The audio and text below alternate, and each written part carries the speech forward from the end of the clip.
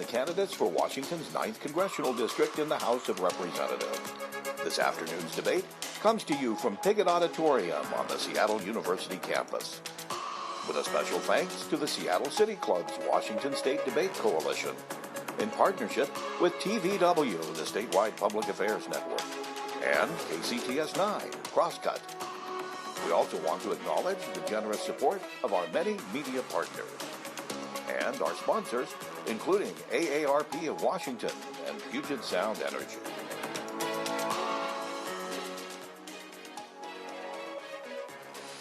Good afternoon. I'm Mary Nam with KOMO 4 News, and I will be your moderator for today's debate. I'll ask the two candidates this afternoon, Mr. Doug Basler and Congressman Adam Smith, questions about topics that are top of mind for voters living and working in the 9th Congressional District. And as you watch the debate, we invite you to join the conversation on social media using the hashtag on your screen, WAElects. The rules today are very simple. Each candidate will have 90 seconds for an opening statement and 60 seconds for a closing statement. Candidates will alternate between having 60 seconds to answer initial moderator questions and 45 seconds for rebuttal per question. And please avoid using the words Democrats and Republicans in your responses, except when referencing actions taken by public officials within a specific government body. Please cite your sources. Talk only about your values instead of attacking your opponent's values. No personal attacks of any kind. Avoid stereotypes, jargon, and platitudes. Avoid interruptions and crosstalk. To the audience here today, we welcome you. You're here to observe and learn from the candidates and to gain a better understanding of local issues. Please remain silent through the debate except to applaud at the beginning and at the end of the debate. Take this time to silence your cell phones, please. Anyone making noise, disrupting the debate, or fellow audience members will be asked to leave this auditorium. We tossed a coin moments ago to determine who would go first. Mr. Basler, you have 90 seconds to give us your opening statement. Please begin. Great. Well, it's great to see everybody today. Thank you for coming. My name is Doug Basler. I'm your neighbor. I'm a dad. I'm a small business owner down in Kent, Washington. You know, I wasn't born in Seattle. I chose to come here. I chose to come and move to the Seattle area. And I was so excited 20 years ago when I moved here. I used to take my kids and we'd go ride the monorail and see the sights and do things. And recently, I'm absolutely shocked, as are many of you, at how bad Seattle's become. We used to go down to Westlake. You can't go down there anymore. You see plywood everywhere, broken windows, crime, step over needles, these different problems. And I feel like these problems are a direct result of what is happening in our government right now. And so I've decided one more time to throw my hat in the ring and to become a candidate for Congress. I am absolutely committed to represent you and your family and your values in Washington, D.C. I will do whatever I can to reduce crime, to solve this homelessness crisis that we're having right now, to stop out of control inflation, and to help these energy prices. We got to get these energy prices down. I'm committed to do that, and I look forward to our debate today. Mr. Basler, thank you very much. Congressman Smith, you have 90 seconds. Thank you very much. Adam Smith. I'm the congressman who represents the 9th District. I grew up in SeaTac. I'm a graduate of Tyee High School, and I've spent my entire life in the 9th District. My father was a ramp serviceman at United Airlines. He was a baggage handler. That's why we grew up in SeaTac. I am now married with two children, 22 and 19, and I'm running and have served because of how committed I am to this community and my lifelong connection to this community. I believe I understand the people here work very hard to listen to absolutely everybody, to try to figure out what the best solutions are going forward. There are many issues that I work on, two that I think form the cornerstone of that. Number one, I'm an absolute passionate believer in representative democracy, and what that means is your elected officials need to listen to you.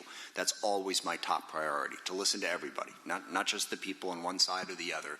Listen to everybody in my district and try to bring people together to try and solve problems, to figure out how we can find solutions even if we disagree and move forward. Second, I passionately believe in equality of opportunity. I grew up in a blue-collar family. I want everybody to have an opportunity to pursue the life they want to pursue. I'm very focused on support for unions and working people, on support for education. I am a product of public schools. Both of my children are products of public schools. We need to give everybody in this district a chance to pursue their life dreams. That means good education, good health care, access to affordable housing, and all of those issues. So I'm committed to this district, and I'm glad to be here to participate in this debate. Congressman Smith, thank you very much. Now, before I begin asking questions, I'd like to explain the Braver Angels community questions model, which is what we're using today.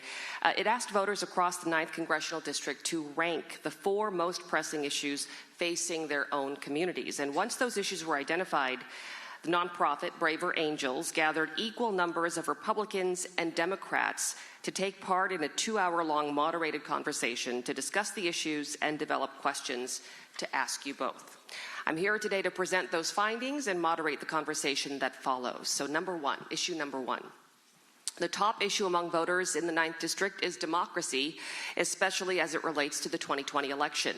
For some members of the community, it was ancient history, while others expressed concerns about continued barriers to voters' rights, as well as election security and invalidity. There are 2 pieces of bipartisan legislation on the docket that express these concerns: the Electoral Count Act, which recently passed in the Senate, and the John Lewis Voting Rights Act, which passed in Congress last year, but then failed to pass through the Senate so far. Here is the question. What is your stance on these 2 pieces of legislation, and what steps would you support in making voting accessible while strengthening the security of our election system? Congressman Smith. Thank you. I support both of those pieces of legislation. The Electoral Count Act is crucial. Most people don't understand this, but in the Constitution, or in a law that was passed in the 1870s, state legislatures can actually overturn the will of the voters in their state and appoint the electors to whoever they want. That is a direct threat to democracy, so I strongly support that. The John Lewis Voting Rights Act is to make sure that people have access to voting. We have seen laws passed in states across the country that make it more difficult for people to vote, particularly in dense urban areas. It is an abomination that in this country we see people lining up for 5 and 6 hours to exercise their right to vote. What if you're disabled, handicapped? What if you aren't able to stand in line for 5 or 6 hours? That's why mail-in ballots are so crucial. State of Washington, everybody gets their ballot, everybody can vote. I am alarmed by efforts to stop people's access to the polls. Again, as I said in my opening statement, representative democracy is the #1 thing that I'm passionate about. If people can't vote, that's under threat. Thank you. Mr. Basler?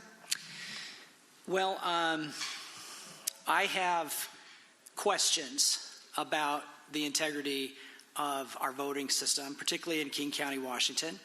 I have been involved in a couple of lawsuits simply to say it's time for us to have a look at what's going on. They tell us that we need to trust the system, but we shouldn't have to trust the system. We should know that our votes are secure. And I'm always met with name-calling and obfuscation. Why don't we just look at the ballots? Why don't we just look at what's going on with these systems? I think mail-in voting is a disaster. There's been countless stories of people who mailed their ballot in plenty of time, but for some reason or other it didn't get postmarked. Their vote wasn't counted. I think we need to go back to in-person voting. I think it's time to get rid of these machines, count these things by hands like we've been doing for hundreds of years, and that we should verify and know that our elections are secure. The Braver Angels-led Bipartisan Voters Committee discussed concerns about how democratic norms were weakening and how disunity appears to be at the root of our difficulty in finding a way forward. How would you contribute to restoring civil debate? And please show examples of how you have worked with people you may disagree with to reach a common goal. Mr. Basler. That's a great question. So in 2018, I worked with 4 Democrats and 4 Republicans, and we requested hand recounts of just a few precincts in our races. During that time that we worked together, I found that we had much more in common than we had in differences. We all want safe neighborhoods. We all want our kids to grow up and have great opportunities. And I actually had two of my friends from this coalition on election integrity that actually switched, and they're now Republicans. And so I asked them why, and they said, well, they've lied about, you guys don't hate old people, and you guys don't hate the poor. You guys are regular guys. And we thought, if they're lying to us about that, what else are they lying to us about? So I think it's time to just have those conversations and work together on projects. Congressman Smith, can you please give us examples of how you may have worked with people you may disagree with to reach a common goal? Absolutely. But first, I want to really emphasize, we have election integrity in this country. There are systems to check the ballots. Ballots are checked. There are lawsuits that are available if something comes up. The elections have been checked and double-checked. I believe we have integrity in this country, and I believe it is incredibly dangerous to imply we don't without specific examples of fraud, which have never been brought forward. So I think our elections are secure and should be treated that way. Actually, I'm the chairman of the House Armed Services Committee, which is the most bipartisan committee in Congress. Every year that I've been there, we have worked together, Republicans and Democrats in the House and also Republicans and Democrats in the Senate, to pass the National Defense Authorizing Act, which has accomplished many things, but more than anything, it's gotten Democrats and Republicans to work together. We introduce a bill, we work it through the committee in a bipartisan fashion. Mike Rogers is the ranking member on the Armed Services Committee. After this next election, one of us will be chair, one of us will be ranking member. We'll continue to work together as well as we do right now. The second most important issue among the 9th District voters who took part in the Braver Angels survey is crime. Although ranked second, this took up the most time. Many shared stories about how they or family members had recently been impacted by theft or violence. One such story locally involves the murder of Devon Pigott Jr., a star Seattle University basketball player and graduate, a small business owner, and a rising community leader. Others shared concerns that law enforcement agencies lacked the resources to address crime and help keep the community safe, and along with the concerns that the root causes of violence are not being addressed. One way to address the lack of policing is to use new surveillance technologies like the Amazon Ring, which is a security camera that many homeowners use. Amazon has partnered with more than 2,000 police departments across the country to obtain footage, in many cases without the homeowner's permission. However, this also raises concerns about the role of surveillance technology in community safety and privacy protection. So question number one. With this context, please explain your stance on the new American Data Privacy and Protection Act introduced in Congress this year. Congressman Smith, go ahead. I'm sorry, the what? The role of surveillance technology in community safety and privacy protection. People want to know what your stance is on the new American Data Privacy and Protection Act. That was discussed in Congress. That's a niche part of the larger problem. Mm-hmm. I am concerned about creating a surveillance state, and I think individual rights need to be protected in doing that. I am also very concerned about crime, and I think our community needs to respond better. We are down like 20% police officers in Seattle and King County. We have a backlog of prosecutions in the King County Prosecutor's Office of some 5,000 cases. We do need more police officers, and we need more prosecutors, and we need to have a functioning criminal justice system. We can reform that system. Look, I completely agree that the mass incarceration that was done clearly had a disproportionate impact on people of color, clearly locked up people who didn't need to be locked up. We need to reform that system, but that doesn't mean that we don't enforce the law. I have been working very closely to try to push this issue to get us back to the point where we have a functional criminal justice system that is fair and takes that into account. There's a lot of work that needs to be done on that going forward, and I am absolutely committed to making sure that we enforce the law in this community, and I understand how much work we have to do to get that done. Thank you. Mr. Basler, can you give us your thoughts as well with regard to the rising crime rate as well as protecting privacy in our community? Right. Well, privacy is absolutely essential, and I don't support loosening restrictions on privacy. As far as crime, I think we can all see that defunding the police was a massive mistake, a disaster. Our crime has doubled here in the Seattle area. I had my office building where my business is located was broken into 5 times by the same person. I was able to track him because he stole one of my iPads, so I went and got his picture, his license plate. I finally had to have coffee with the chief of police in Kent and say, you know who this guy is, why don't you arrest him? He said, because prosecutors prosecutors don't prosecute. I said, you need to get him, and then I'll deal with the prosecutors, which is why I endorsed Jim Farrell. But I've been at Big Five shopping. People come in, take what they want, they go right out the door, they don't pay. This has got to stop. This is a direct result of Democrat policies on defunding the police, and we need to change it. If you want to change it, vote Republican. Thank you very much, Mr. Basler. And I'd like to remind the both of you that you do have opportunity for a rebuttal, if you so wish to. Sorry. That we do have time for that, Bill. I just have a quick comment on that, then, if Please, that's okay. go ahead. So that's actually one thing Doug and I have in common. I endorse Jim Farrell as well. He's the mayor of the city of Federal Way, which I've represented for some time. I think his experience is much needed in the prosecutor's office, so we do have that in common. A follow-up question, and again, a reminder that these questions were comprised by members of people in this district, and these are their concerns, and that is how these questions came about. So question number 2, how do you plan on balancing the accountability of military spending with community safety? Congressman Smith. Sorry, Balancing the accountability of military spending with community safety, and I believe this probably has a lot to do with militarizing local police departments. I think I know exactly what it has to do with. There's a program in the federal government, the 1033 program, that allows the transfer of excess equipment from the U.S. military to local law enforcement. And under the Obama administration, that was reformed so that you weren't sending military-grade equipment, so you're not sending Humvees and high-capacity magazines and really military-grade equipment to local law enforcement, and I support that restriction. Now, a lot of the 1033 program is simply transferring excess, some of its technology, some of its vehicles, some of its stuff that's not, military-grade. I think if we had that, extra equipment at DOD, that can help out law enforcement, meet some of the budget demands, because I do agree that we have lost too much in terms of our police force. We're down police officers, so anything we can do to help with the budget can help with that.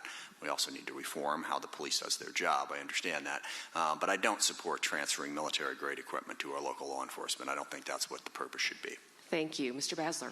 Yeah, certainly I don't support militarizing our local police, but what I do support is giving back our police their power to enforce the law. So this non-pursuit nonsense where people can just drive away, they don't have to stop if they're being pursued. They've taken the level from a reasonable suspicion to probable cause. They've done a lot of these things that absolutely hurt our law enforcement's ability to protect us and our families. And this has got to stop. We need to go back and roll some of this stuff back. We need to support our police. Police are leaving Seattle in droves because they're not supported, because they don't feel like people care about what they're doing. And the results are obvious. When you see the plywood on the windows, I often say people that shop in glass stores shouldn't vote Democrat. It sounds like both of you are in agreement when it comes to your stance on militarization of local police. So I'd like to ask both of you the next question, which is, what are you going to do to ensure the police in our community are held accountable? What other measures will you put into place to ensure community safety? Mr. Basler? Right. Well, so training is absolutely essential. De-escalation training and helping, using non-lethal methods to subdue people that maybe are resisting. And we have a huge issue. So every week I go down and I feed the homeless, and I do a thing called street church. And the thing that we see out there is we see addicted people. We see people that are really down on their luck, and we see people that are mentally ill. And so we need to look at those core issues and help our police to be able to understand, hey, they're dealing with a mental illness, and get the right resources that they need to do the job. But we've got to keep the public safe. We've got to keep neighborhoods safe. I have 5 kids, all boys except for the 4 girls, and I'm very interested in keeping all of my kids safe. We shouldn't have to worry when our kids go to school, when we go to the store shopping. We need safety. Thank you very much. Congressman Smith, can you also address holding police accountable, and also keeping the community safe? Well, I think that's absolutely necessary. And I have never supported defund police. It doesn't make sense. But that slogan and that concern didn't come from nowhere.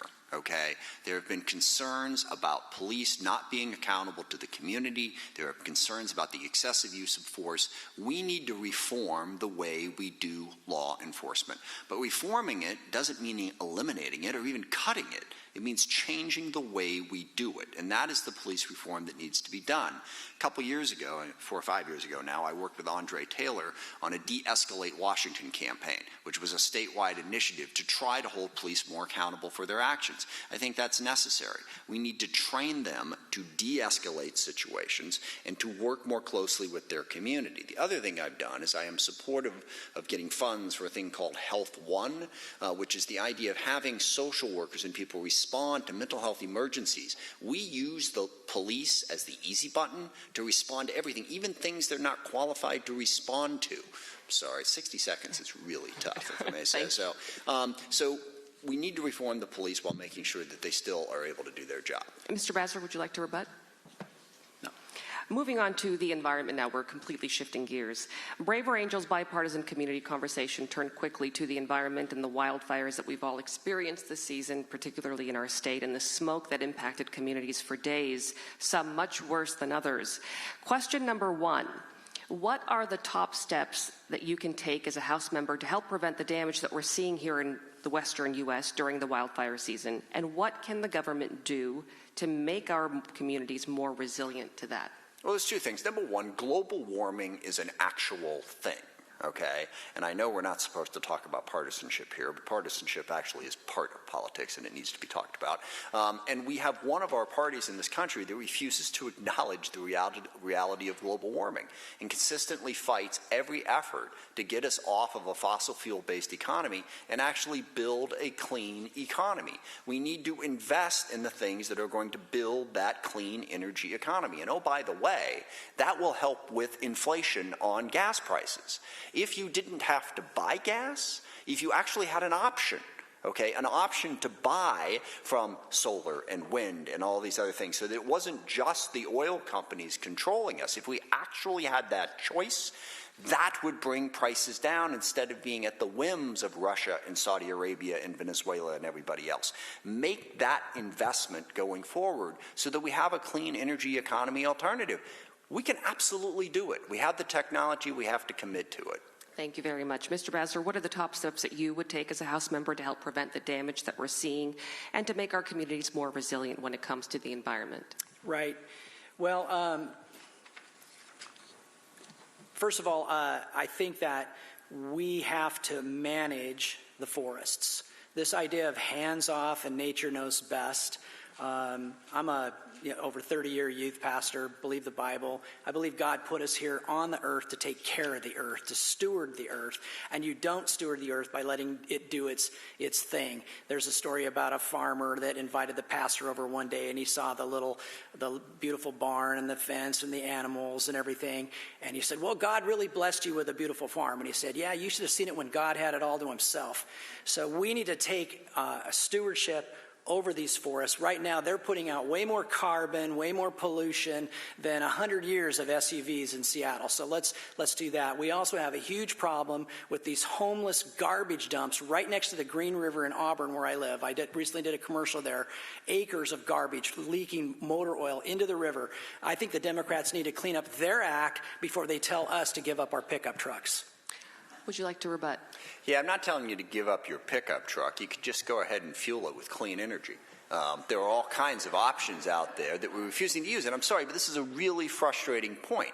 You know, it is always difficult to provide for the energy needs of people. We've got 7 billion people on the planet. How are you going to meet those needs? It's difficult, but we have developed new technologies. 20 years ago, everyone said wind and solar is stupid. It's too expensive. We invested. We made it so that it is vastly more affordable. Now, because we made the investments and we improved the technology, we can improve battery technology so that we store our energy for longer and transfer it better. We can make those investments, but we just got through with 4 years of the Trump administration where they gutted every single one of those programs and didn't make those investments. That's what we need to do. Thank you. Okay, in Basler, the last 2 years, is your life better? Do you remember what gas costs in October of 2022 or 2020? I'll tell you, it was $2.17 a gallon on average. I just went by the ARCO this morning, $5.09. Okay, so that's the result of this. And Adam Smith said in Real Change News on August 17th, 2022, that we know what we need to do, which is to enact a very aggressive carbon tax, which I'm very supportive of. We need to make carbon-based fuels more expensive. That's his solution. He wants to tax us into prosperity. He claims he wants to grow the middle class. That hurts the middle class. That hurts the poor. Raising energy prices doesn't help us.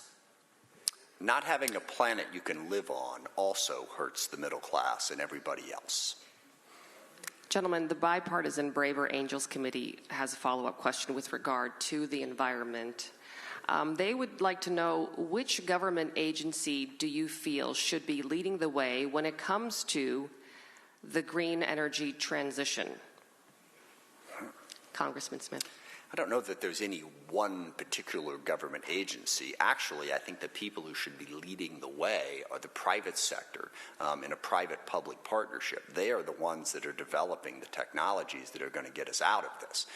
So it's not a government-led solution. I think we can absolutely have, the private companies. I mean, that's, the oil companies want to make money, and I don't have a problem with that. Okay, I'm a capitalist.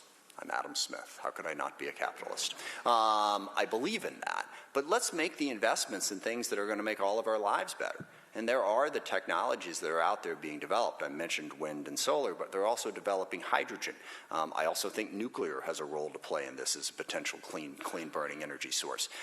There is progress being made, believe it or not, on fusion. As I mentioned, on battery storage. Let's make those investments so that people can go make money on a clean energy economy in the same way that they made money off of an oil energy economy. That's where I think the leadership should come from. Thank you very much. Mr. Basler, what are your thoughts as far as which government agency should be leading the way when it comes to the green energy transition? So I believe that basic civics teaches us that the federal government didn't create the states created the federal government. And this top-down approach, federal government telling the states what to do, I don't think is a good idea. I think the states need to set their own energy policy. I think the states need to be in charge of it, not a federal agency. I believe that the transition will come. I actually agree with him. It's how you can tell we're getting close to Election Day, because Democrats start sounding like Republicans. But this idea that the government can sort of do this job for us, the private sector needs to do it. The Prius didn't come into existence because the government said we needed a better gas mileage car. It became because of public demand. And as we want better mileage, we want cleaner solutions, the private sector will provide it. Unfortunately, these electric cars, they're not that clean. These batteries, got cobalt, not recyclable. They're heavier. Their tires put off more pollutants. Electric cars are not maybe the end-all, be-all that people think they are. Would you like to rebut? Yeah, just to say quickly, whether we're close to Election Day or not, when it comes to getting to a clean energy economy, we need Republicans to start sounding like Democrats, not the other way around. Never. I'd like to know what both of you feel on this particular matter. You had mentioned, Congressman Smith, that when it comes to green energy transition, some ideas, you would support the private sector taking the lead and doing what they feel is right and kind of leading the way that way. Mr. Basler, you had mentioned that this should be individual states' responsibilities. The unique thing about environmental concerns is that when a forest fire burns, the smoke rises up. It doesn't stay in that state. It drifts. When it comes to energy prices, it's never self-contained in one particular state. The whole country feels the effects of it. So I'd like to know how important, if it is important at all, your thoughts on whether this particular policy of energy efficiency and going green and environmental concerns, if it is something that really should be just within state borders, or if it's something that is best served addressed nationally. Yeah, well, I still believe very strongly in states' rights, of course. And I think that, this idea that this is like the most critical thing for people is false. Right now, people are more concerned about their kids being safe, their neighborhoods being safe. We're more concerned about losing our freedoms. We're more concerned about inflation and these other issues. And this idea that we need to put all of this money and energy and time into that when families are hurting, I think it's a red herring, and I think we need to focus on getting ourselves back on our feet, getting our economy back on our feet, and making sure that people are free and have the power to innovate and create. And I believe that we will innovate and create and become as great as we have been, and that's where the answers are coming from, not from some government program. Congressman Smith. I think it's a red herring to say that we have to make a choice on that, as if either we have to address the issues that are in front of us today, or we have to try to protect the planet. I will say to you, I know we can absolutely do both. We can absolutely improve the economy. We can absolutely address crime. And we can absolutely build a clean energy economy that doesn't destroy the globe. There's no reason on earth why we can't do both of those things. And to present it as a choice like that is to totally misunderstand what public policy is supposed to be about. And when it comes to whether it should be states or federal, it should be both. There's absolutely a federal role. It should be international as well. The Paris Climate Agreement, we need to build on that to get other countries participating as well. But what we need to do, the oil industry has a 150-year head start of being subsidized, by the way, extremely subsidized. And that was fine. That was what our energy economy was. But if we're going to build an energy economy that has alternatives, tax credits, that's what incentivizes the investments we need from those private sector people to develop the economy we need. So we can do both, and we need to give tax credits so that the private sector and the public sector can work together to meet all of the needs of our community, not just to pick a couple of them. Would you like to rebut? Yeah, Mr. well, Basler? I'll tell you. The red herring right now is the environment. Those steps that they're taking to price you out of your car, to take your money and put it in government coffers, or to limit the production of oil-based fuels. These things are hurting us. They're hurting our kids' future. They're hurting our lives right now. And if we're going to do both, we need to stop limiting the energy production that we have. We went from being a net plus energy independent nation to an importer. So how is it any less dirty for us to get our oil from communist Venezuela or Saudi Arabia or somewhere else? I'd say we need our own energy sources here at home. I have to say one quick thing about that. Right now, today, we are producing more oil and natural gas than we ever have in this country. It is an absolute myth that that has been reduced in the least bit. Now, countries like Russia and OPEC, they're trying to constrain that to drive up prices. And oh, by the way, oil companies are also trying to constrain production to drive up prices. We are producing more today than we ever have, and that is an absolute fact. Mr. Basler, I'd like to ask a question. I'd like to know his sources on that. To you clarify, said we should do the sources, right? I'd like to ask you a clarification. Because I think he's lying.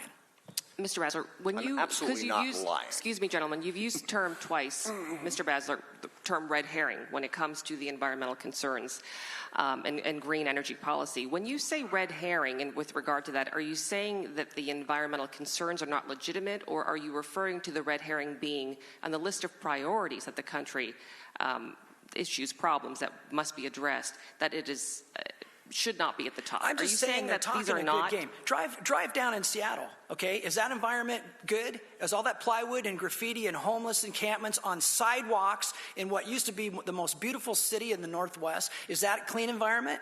Is the homeless camp down there at Green River where they're dumping garbage into the water? Is that good for the environment? Is a mismanaged forest that's burning and putting smoke in the air? See, they talk about clean, but they don't deliver. They don't do it. Mr. Basler. They talk, but when we look at results, they're not producing the results. I believe that we can clean up things and we can get there, but you don't get there by forcing people out of their cars with $7 a gallon, $8 a gallon gas. Washington State is poised to add another 46 cents per gallon to our tax burden in January. So this thing, you think it's high now? Just wait. If you want to change it, vote for the other guy. You mentioned gas prices. That is going to take us transition us into the next question, which is what can or should congressional members do to lower the price of gas, both short term and in the longer term? Mr. Basler, why don't you take that question first? First of all, let's stop selling our strategic reserves to China. Let's use them for what they're supposed to be used for. And let's increase our domestic energy production. We need to finish the Keystone Pipeline. We need to increase our ability to refine fossil fuels, actually oil-based fuels. I guess it's not fossil fuels anymore. But we need to dramatically increase our energy production. We need to lower these taxes, these carbon taxes, these gas taxes that are not directly helping to build roads and infrastructure and that type of thing, but they're just lining people's pockets. We need to stop catering to special interests, and we need to care about what the kitchen table issues are and the family issues are for Americans. We've got to stop all the special interest payoffs and these types of things. And we need to let the private sector do what it does. Let's do what we do as Americans. Thank you very much. Congressman Smith, what can Congress do to lower the price of gas, both short term as well as in the longer term? Right. Long term, as I said, we need alternatives. Because the thing you have to understand about oil and natural gas, and which Doug apparently does not understand, is it's a global market. Okay, I don't believe Doug is proposing to not allow for the export of oil and natural gas. That would have a rather interesting impact on the market. So you allow for that export. So we are producing more than we ever have before. But it's a global market. So they sell it wherever they can sell it, wherever they can get the highest price. And the oil industry controls us. Okay, you just saw it when they restricted the amount that they were going to produce of gas. So as long as we are dependent upon oil to run our cars, we will be at the mercy of how they throw up and down those prices. We need to develop alternatives to that. We can develop alternative sources of energy. We're not getting rid of oil anytime soon, okay? But if you develop alternatives, then competitively the prices come down.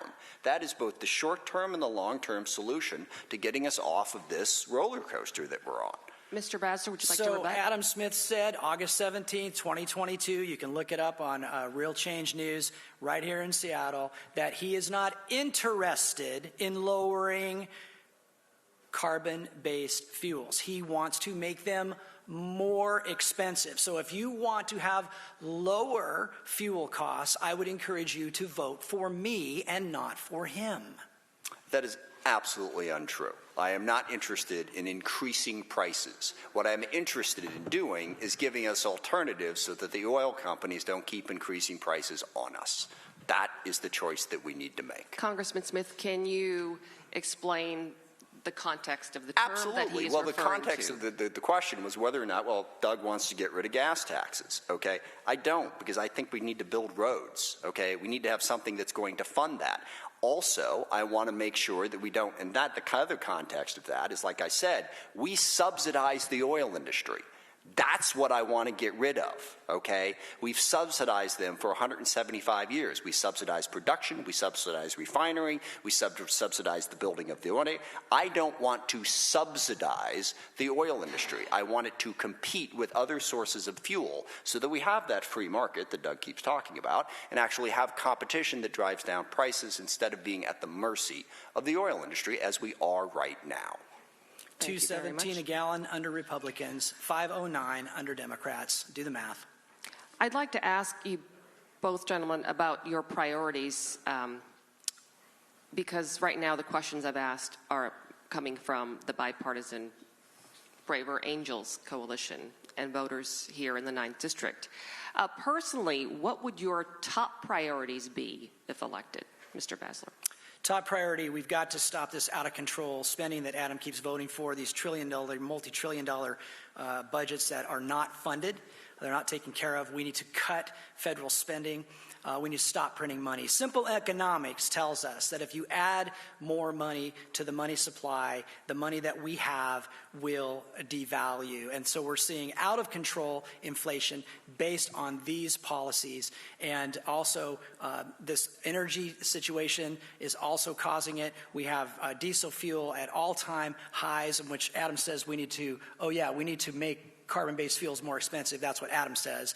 And so as those trucks and trains that move our goods and services into our stores, into our communities, have to pay more to move those services, prices go up. So that's my top priority, is to get energy prices and inflation under control. Second, I definitely want to deal with the crime, the fentanyl crisis, and the southern border. Thank you very much. Congressman Smith, your top priorities?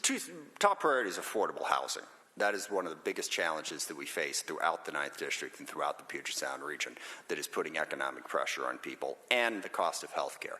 I voted to reduce the cost of prescription drugs for seniors for the first time that we were able to get that done. So bringing affordability down. It's not just energy prices. It's food, it's housing, it's health care, and we're going to continue to do that. It is also worth noting that since 2020, we had a global pandemic that massively disrupted the entire supply chain, and oil prices have gone up as a result of that, and Russia did their brutal invasion of Ukraine. So it's not just, well, there's a Republican in the White House, energy's cheaper. There's a Democrat in the White House, energy's cheaper. A global pandemic and the worst war we have seen ever. That is what is driving up our prices. And neither one of those things is going to change just because you happen to elect a few Republicans. A sensible energy policy is what is going to change that. But my top priority, if I had to pick just one, it's affordable housing. That's really pricing people out of the market in our region right now. Thank you very much. Rebuttal?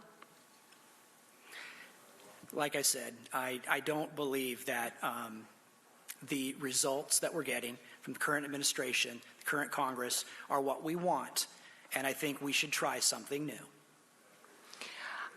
You both had mentioned inflation, and not so many words, but a lot of people, a lot of economists, it's been a point of debate. Are we headed toward a recession? Are we already there? Are we dipping a toe in it? Can we improve things? Can we turn things around? With regard to raising interest rates and inflation, how can you protect consumers and the people in your district from these rising prices? Well, we need to understand what caused those rising prices, and that's really the difference of opinion here. And the two biggest things that caused it, like I said, was the global pandemic and disruption of the supply chain.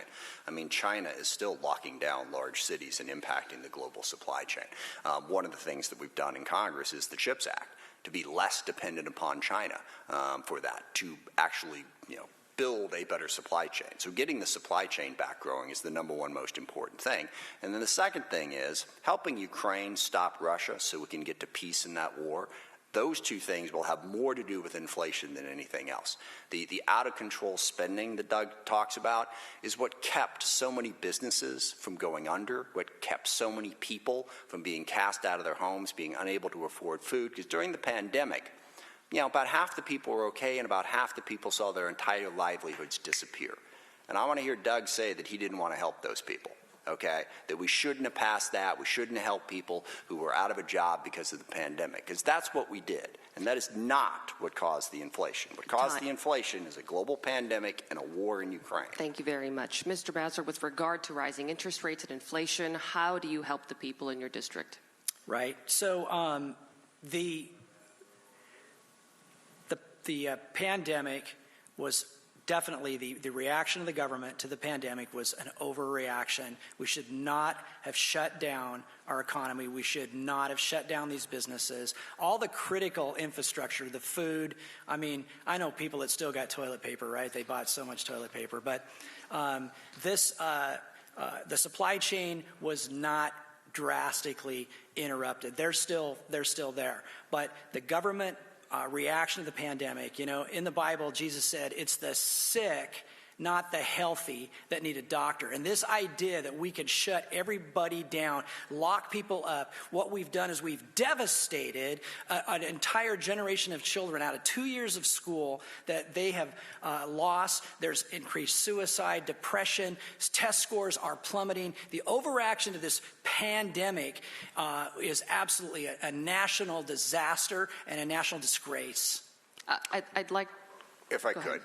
I just want to highlight what Doug said there. He said the supply chain was not disrupted during the pandemic. And if you believe that, I can see why you believe that other things caused inflation. But trust me when I tell you, the supply chain was very much disrupted during the pandemic. And that is what we need to deal with it.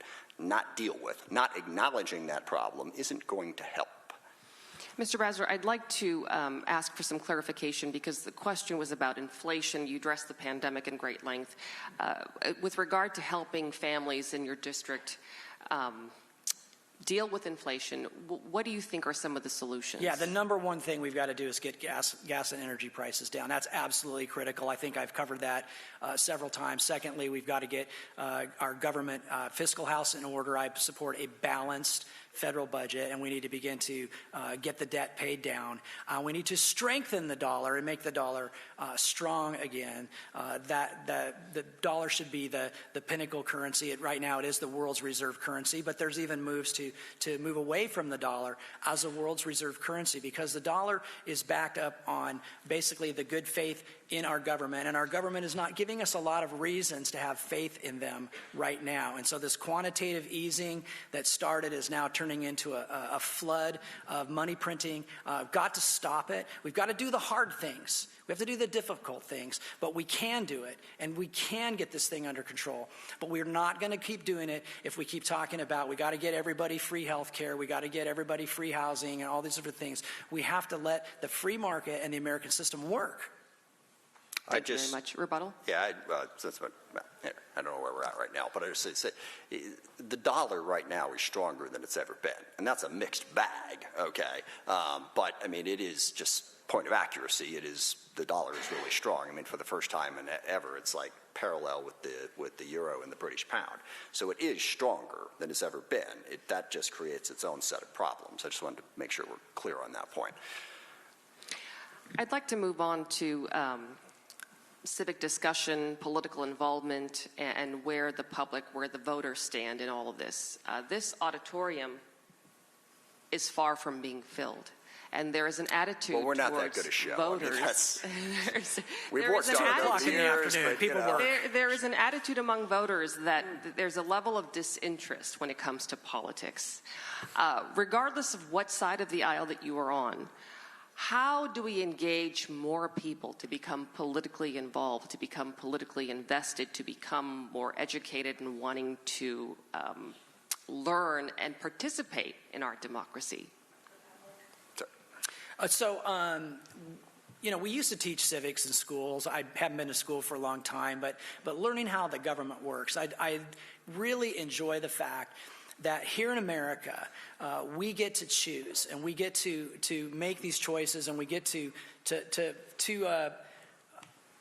be everything that we can be as Americans. And we can't just ignore the trust that's been given to us by the Founding Fathers. The Founding Fathers wanted us educated. They wanted us to get involved. They wanted us to be part of the system. So I have, like I said, I have 5 kids. I have 4 of them are registered to vote, and 1 that doesn't. I'm working on them. But they're starting to see, I think the public is starting to see that if you're not interested in politics, politics is still interested in you.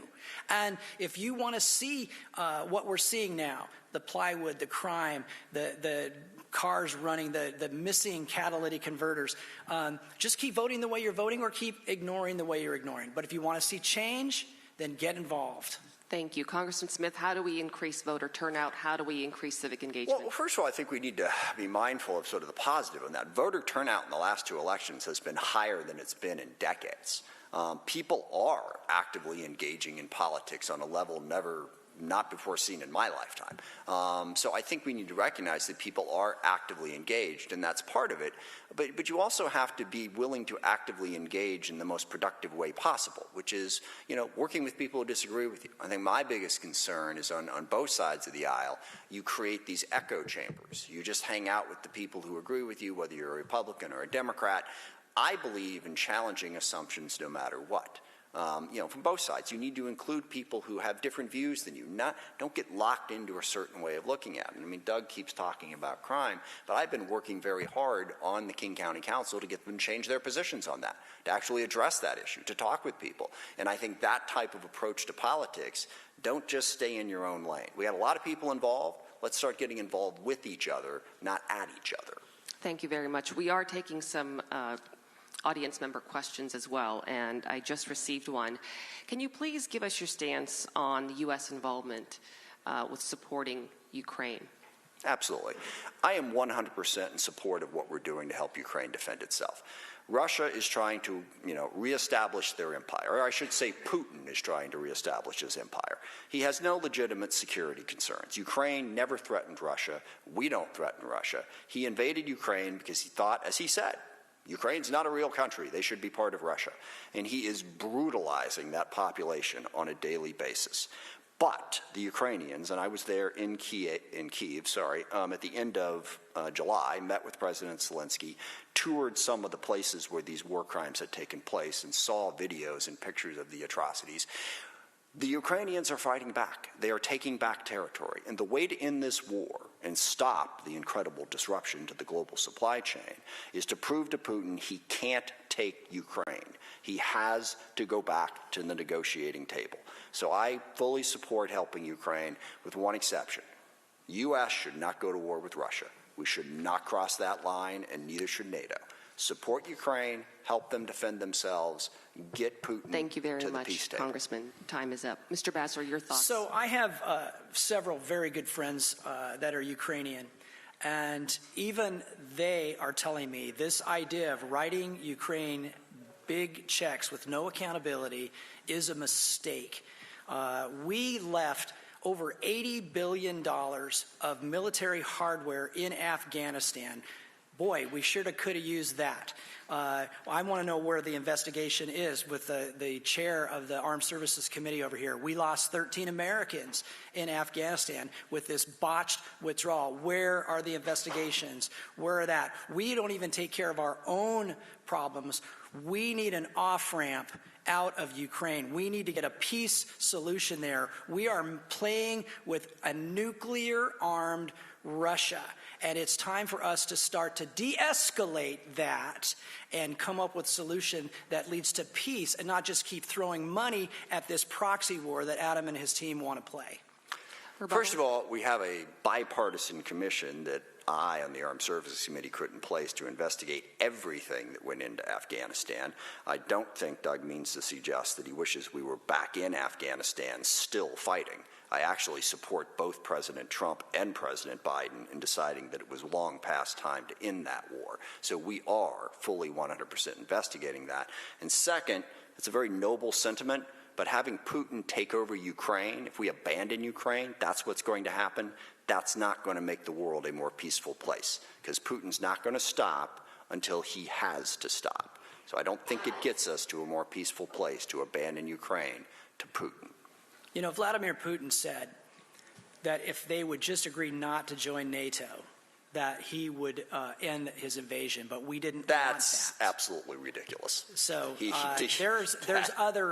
there's other ways to peace than providing more arms, money, and I mean just plain money. Money disappears. Where's the accountability? The accountability is that you can see what's happening on the ground in Ukraine. If Ukraine wasn't using the weapons, they wouldn't be winning. Let me assure you of that. I have a question for the both of you. And the question that I'd like to ask, Mr. Basler, let's start with you. It's unique to your situation. This is your first time running. Can you give us an example or why you believe that voters should vote for you, that you can bring what you can uniquely bring to Congress, and Sure. why people should put their faith in you? Well, it's not my first time running. Adam and I have faced off several times. It's my fifth time. So they call me the perennial candidate. I guess what I'm saying I keep asking him, just let me have it this time. Who has maybe. not first time running, but not having been elected? Sure. So why? Okay, well, I've been an elected PCO. I served as the senior vice chairman of the King County Republican Party. I was vice chairman of the 47th District Republican Party. And, you know, I've signed the front of a paycheck. I do it every week for my employees. I work in the district. I help the homeless. I help at-risk youth. I think I have my pulse, my finger on the pulse of the district. I know what's going on in this district. I'm not living in a multi-million-dollar home in Bellevue. I live in a split-level Brady Bunch house out in Kent that needs remodeling bad. And I'm a regular guy. I'm your neighbor. That's the way this thing was supposed to work. We were supposed to elect our neighbors and our friends to go represent us in Congress, and not career politicians like my friend Adam Smith. Congressman Smith, you are a Sure. career politician. Yeah. You've been at this for many years. I can take a stab at that if I may. Why should, okay. Yeah. I'm your neighbor, too. In fact, that's one of the great myths. I live in this community. I have spent my entire life in this community. I never moved to Washington, D.C. I'm one of those people who actually sleeps in his office when he's back in D.C. I grew up in SeaTac, as I mentioned. I lived in Kent. I lived in Northeast Tacoma. I now live in Bellevue. People in Bellevue are people, too, Doug. They really are. They're part of our district, and we need to represent them. They're just rich. And they're also a very diverse community that people largely misunderstood. But I've lived in 4 different cities there. My children went to public school in Northeast Tacoma. They went to public school in Issaquah. One of them just graduated from the University of Washington. The other one graduated from Washington State. I shop at the local grocery stores. I work out at the LA Fitness. I am 100% committed to this community. And I think that's something to look at. Some people do get elected to Congress and decide that D.C. is a better place than here. I'm not one of those people. I'm 100% committed to this community. My family is committed to this community. And that's why I love this job and why I want to keep doing it. I have an opportunity every day to help the people who mean more to me than anything in the world. I can't ask for anything more than that.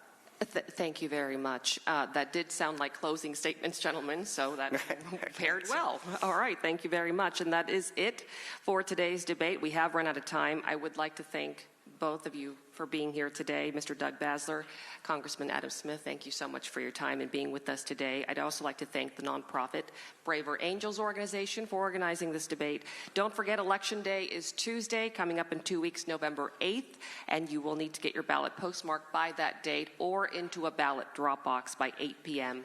that night. I'm Mary Naum for all of us here at Auditorium at Seattle University. Have a good rest of the day. Thank you again. Thank you very much.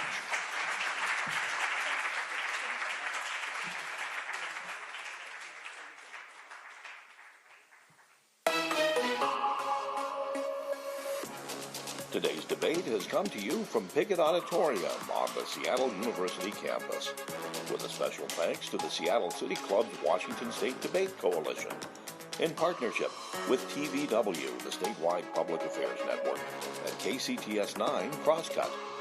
We also want to acknowledge the generous support of our many media partners and our sponsors, including AARP in Washington and Puget Sound Energy.